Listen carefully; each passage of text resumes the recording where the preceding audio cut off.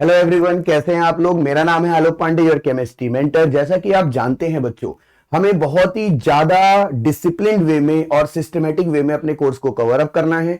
अगर आपके basics week रह गए तो आगे चल के प्रॉब्लम आ सकती है। इसीलिए बहुत ही अच्छे लेवल पे, बेसिक लेवल पे, एनसीईआरटी लेवल प्लस साथ के साथ जुड़ते हुए हम कॉन्सेप्ट बिल्डअप करेंगे।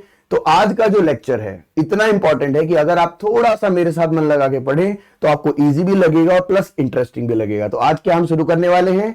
आज हम शुरू करने वाले हैं अपना न्यू चैप्टर जिसका नाम है केमिकल काइनेटिक्स। तो बच्चों, क्लास 12 का चैप्टर 4 केमिकल काइनेटिक्स अपने में ही एक बहुत बड़ा बूम बॉक्स है ना। चलिए देखते हैं। सबसे पहले स्टार्टिंग से समझते हैं। अगर हम चैप्टर के नाम के आगे जाएं तो हमें ये वर्ड दिखाई देता है काइनेटिक्स। काइनेटिक्स क्या आपने डेली लाइफ में वर्ड सुना हुआ है? यस। तो हमारी डेली लाइफ में जो काइनेटिक्स है वो आप डील करते हो किसके साथ? काइनेटिक एनर्जी के साथ। किसके साथ डील करते हो बेटा? काइनेटिक एनर्जी के साथ। अब काइनेटिक एनर्जी अगर मैं बोलूं तो वो क्या होती है? रिलेटेड टू स्पीड, है ना। या क्या बोल सकते हो? वेलोसिटी। काफी बच्चे जानते भी होंगे काइनेटिक एनर्जी का जो फॉर्मूला होता है वो होता है half M V square, right. तो अब हम देख रहे हैं कि अगर मैं काइनेटिक एनर्जी की बात करूं तो वो स्पीड या वेलोसिटी की बात कर रहा है। तो ऐसे ही रिएक्शंस की भी स्पीड और वेलोसिटी होती है, और जो ब्रांच ऑफ केमिस्ट्री है जो डील करती है स्पीड और वेलोसिटी के साथ उसको ही हम क्या बोलते हैं? Chemical kinetics. तो बात को समझते हैं और स्टार्टिंग से थोड़ा सा सोचते हैं, ये चैप्टर का नाम केमिकल काइनेटिक्स कैसे आया, या केमिकल काइनेटिक्स के बारे में स्टडी करने के लिए साइंटिस्ट ने कैसे सोचा। तो शुरू करते हैं एक छोटे से सवाल के साथ। क्वेश्चन है, how do we know whether a reaction is possible और नॉट? हम कैसे जान पाते हैं कि कोई भी रिएक्शन होगी या नहीं होगी? तो बच्चों, हम इसका जवाब 11th क्लास में पढ़ चुके हैं। If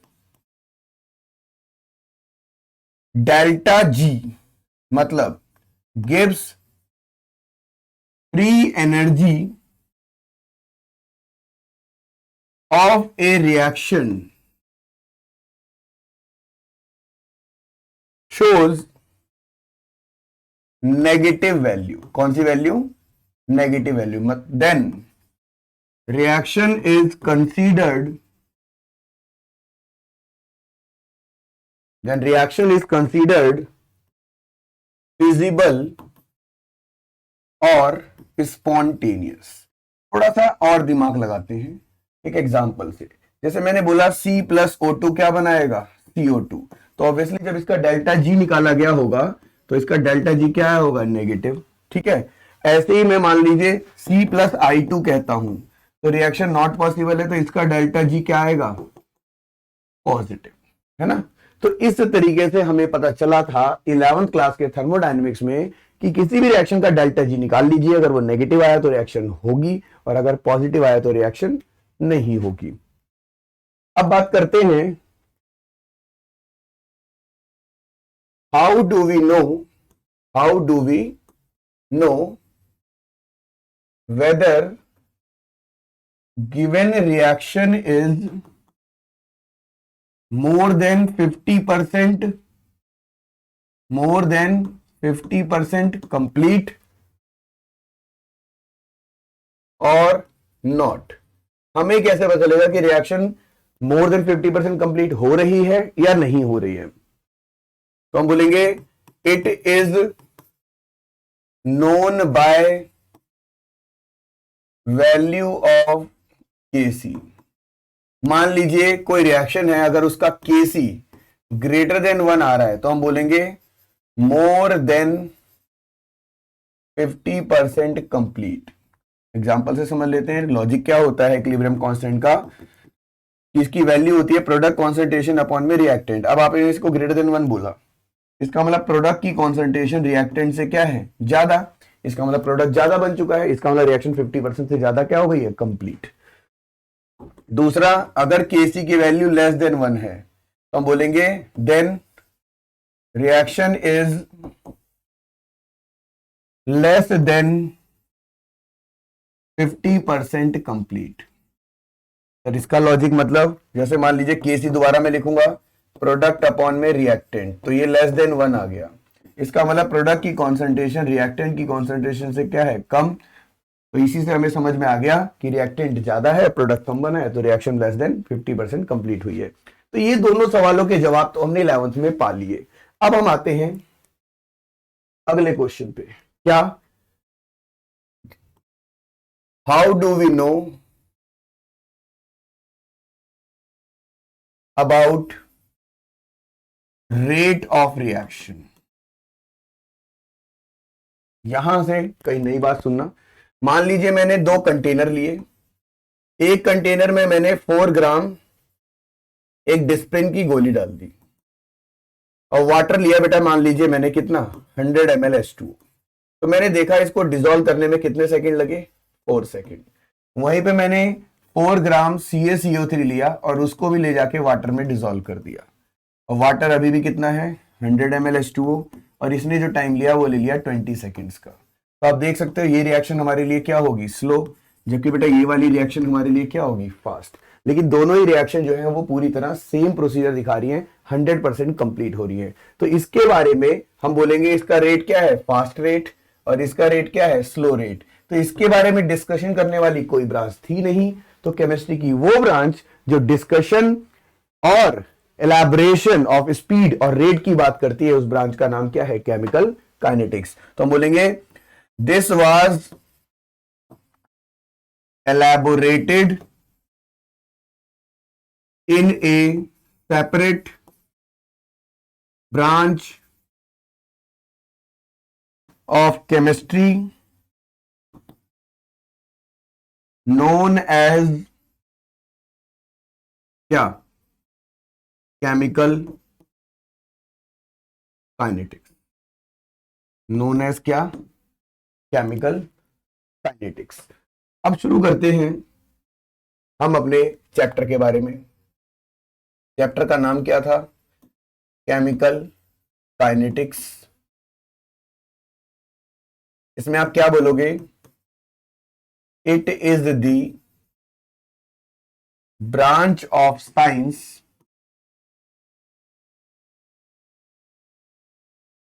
which deals with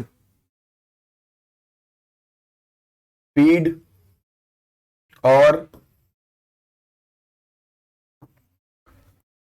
rate of a chemical reaction and various factors regarding this।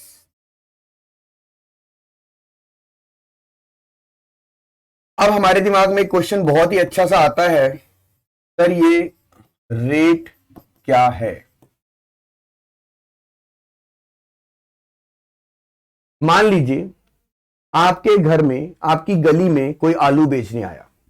अब आलू, आपने बोला भैया आलू क्या रेट है, आलू क्या रेट है, तो उसने बोला 50 के 2 किलो। अब आपको कहा गया आलू के रेट का फॉर्मूला बताओ और यूनिट भी बताओ। तो आपने देखा 2 किलो 50 रुपए के हैं, तो 1 केजी कितने का आएगा, 50/2, तो 25 रुपीज पर केजी। और जब फॉर्मूला पूछा गया तो आप क्या बोलोगे, मनी डिवाइडेड बाय मास। ऐसा ही कुछ लॉजिक होगा, है ना। अब इस बात को जरा गहराई में लेके चलते हैं।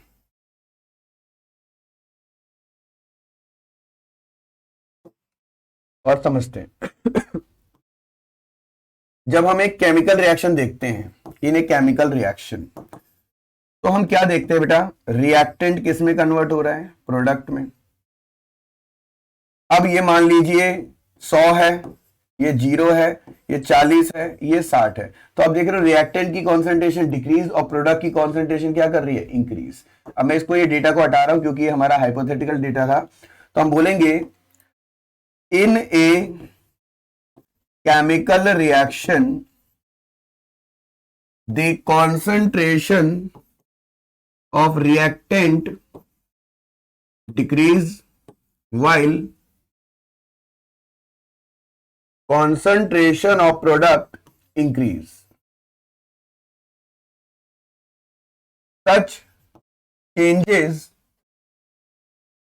in concentration with respect to time are called rate of reaction.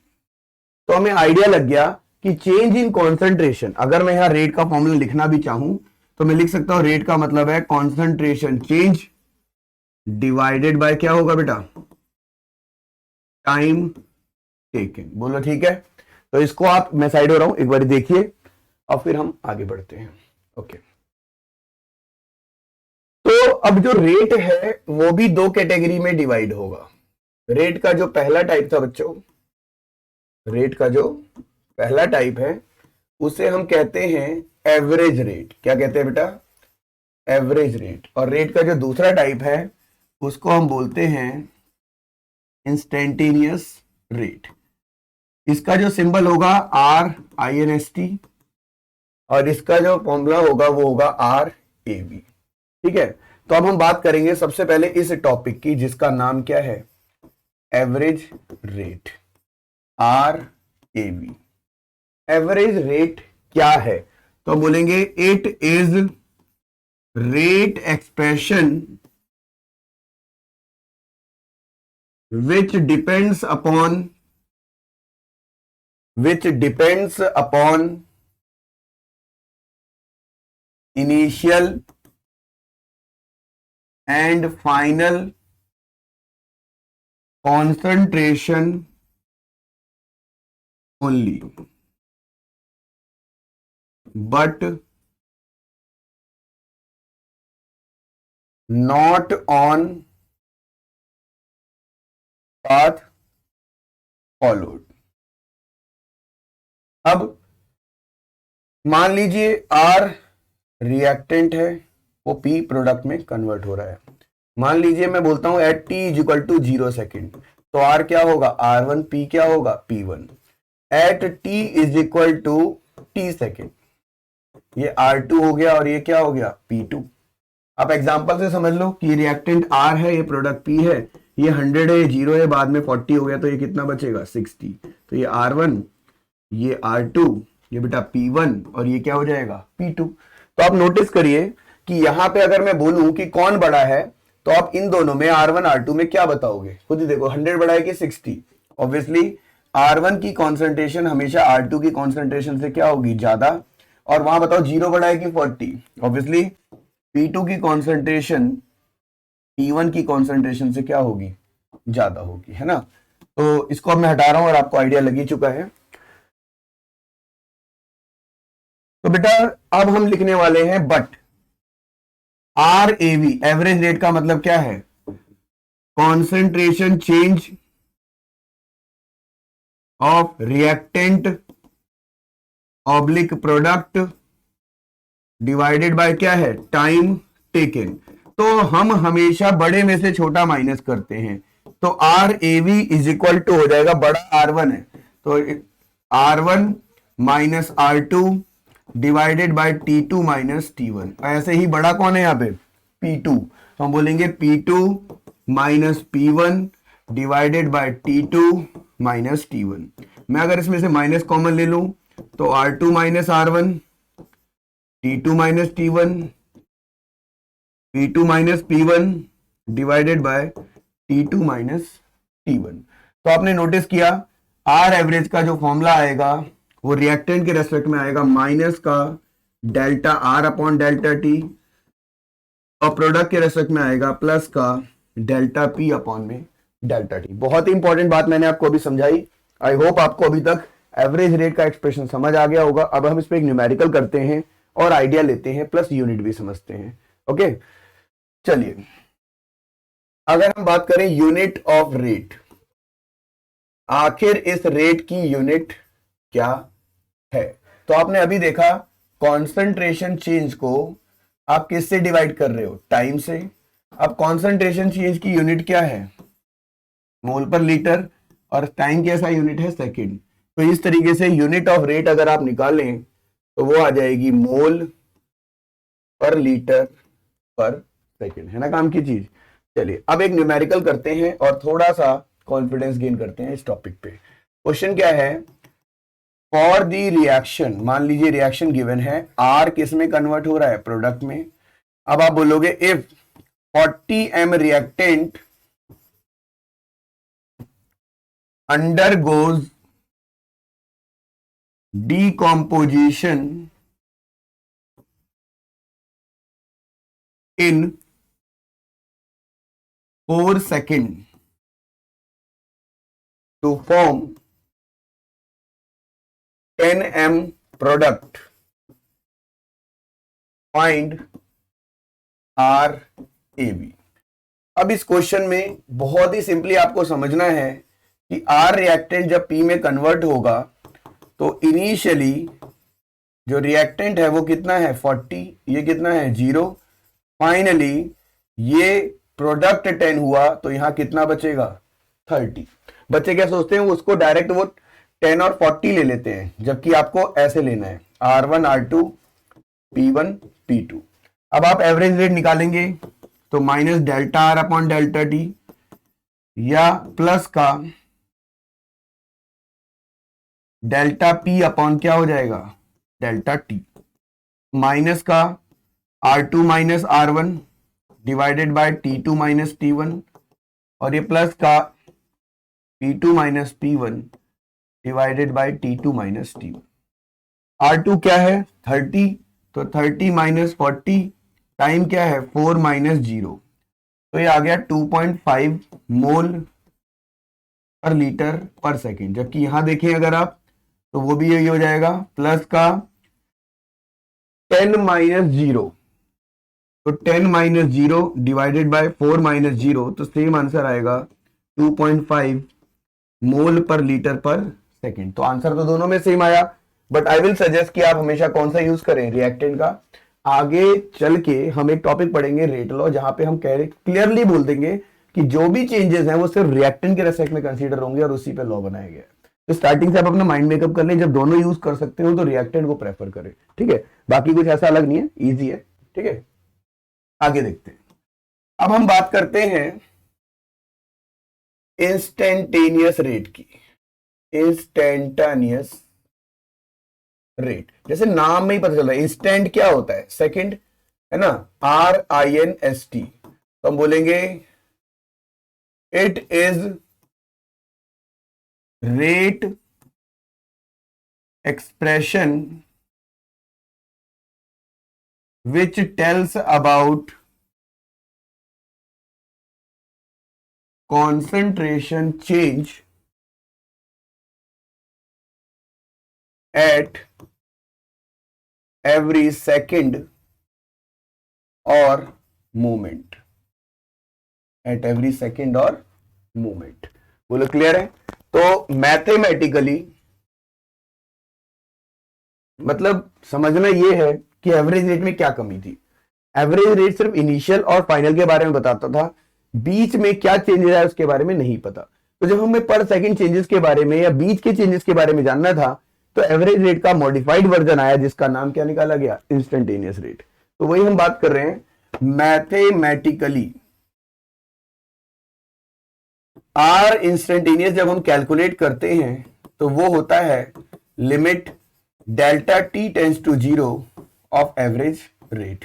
अब एक प्रिंसिपल मेथड है, फर्स्ट प्रिंसिपल मेथड है, जो कि ये कहता है limit delta y tends to 0, delta x upon में delta y will be equal to, या ठीक है, तो डी एक्स अपॉन में डी वाई। बाकी जनरली हम क्या यूज करते हैं, डी वाई अपॉन में डी एक्स, ठीक है, एक ही बात है, जो भी हम फैक्टर ले। अब हम यहां क्या बोलने वाले हैं, हम इसी प्रिंसिपल को यूज करते हुए बोलेंगे limit delta T tends to 0 minus का डेल्टा आर अपॉन में क्या होगा डेल्टा टी, या limit delta T tends to 0 plus का डेल्टा पी अपॉन में डेल्टा टी। तो ये हो जाएगा माइनस का D R upon D T, और ये प्लस का क्या हो जाएगा डीपी अपॉन dt, और ये निकल गया r इंस्टेंटेनियस का एक छोटा सा एक्सप्रेशन।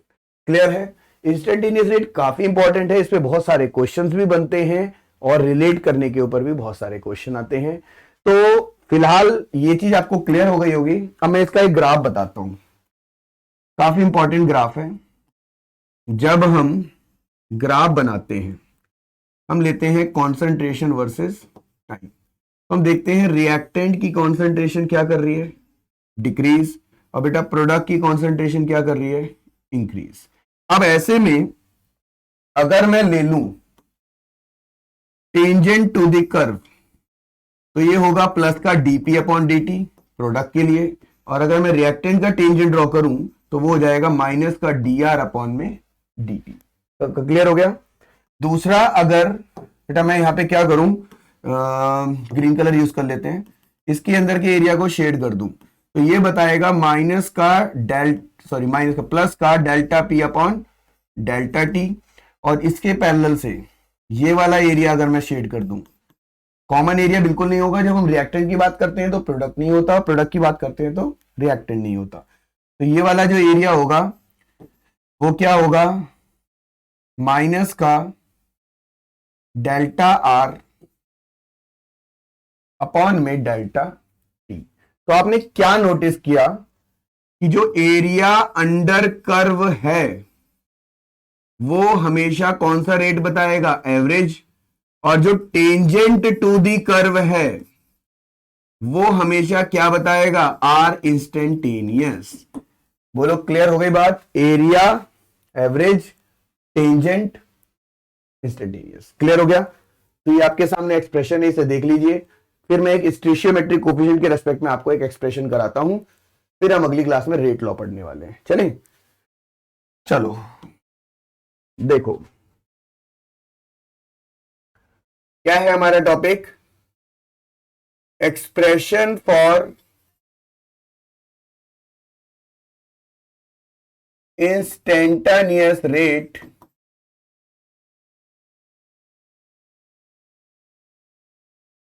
with respect to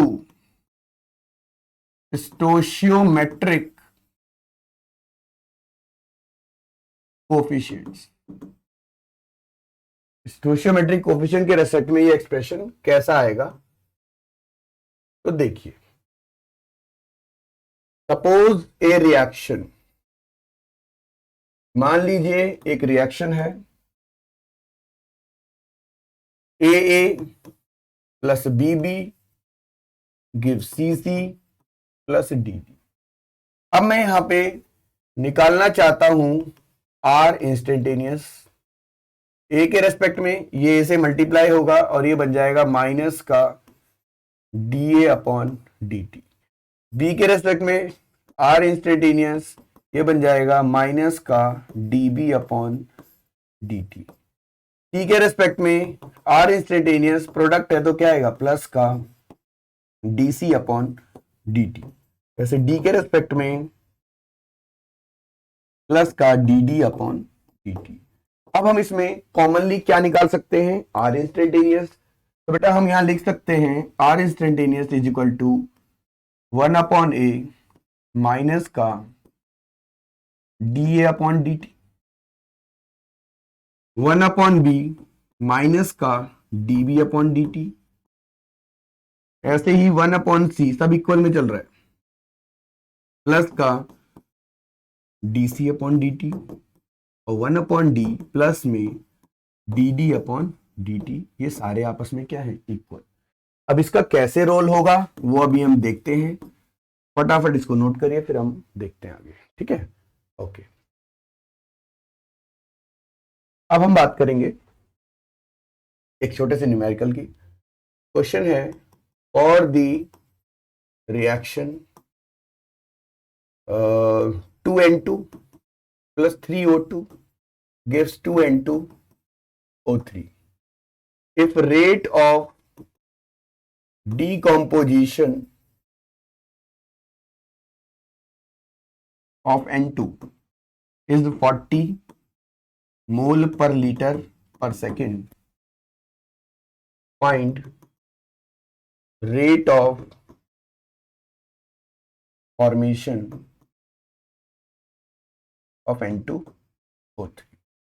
क्या करना है आपको, सबसे पहले आर इंस्टेंटेनियस के सारे एक्सप्रेशन निकाल लेने हैं। 1/2 माइनस का d/dt ऑफ क्या हो जाएगा N2, 1/3 माइनस का d/dt ऑफ क्या हो जाएगा O2, 1/2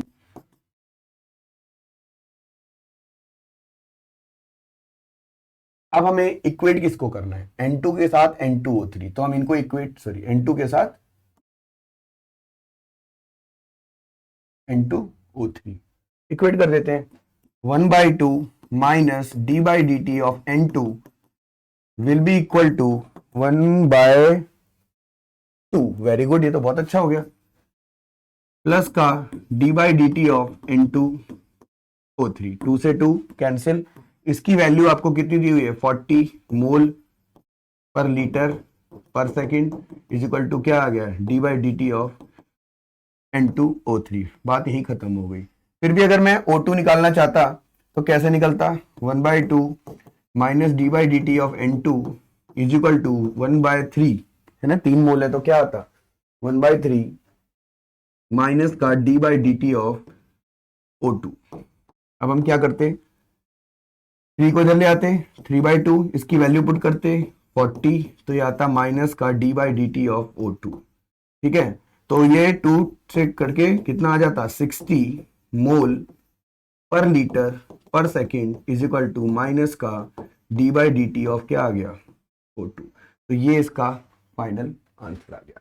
तो आपको बच्चों समझ में तो आ ही गया होगा कैसे करते हैं। एक बात और, rate can never be negative, by chance आपको ये समझना है कि माइनस अंदर लेना है या -40 तो नहीं आएगा, तो कभी नेगेटिव नहीं आता, कभी गलती से भी माइनस हो जाए तो धीरे से उसे प्लस कर देना। तो ये था एक छोटा सा लेक्चर जिसमें मैंने आपको एवरेज और इंस्टेंटेनियस रेट बताया। अगले लेक्चर में हम रेट लॉ और उससे रिलेटेड जीरो और फर्स्ट ऑर्डर और डिफरेंट टाइप ऑफ ऑर्डर के बारे में जरूर पढ़ेंगे। तो आज की क्लास ओवर करते हैं, मिलते हैं अगले लेक्चर में। Thank you so much, bye bye.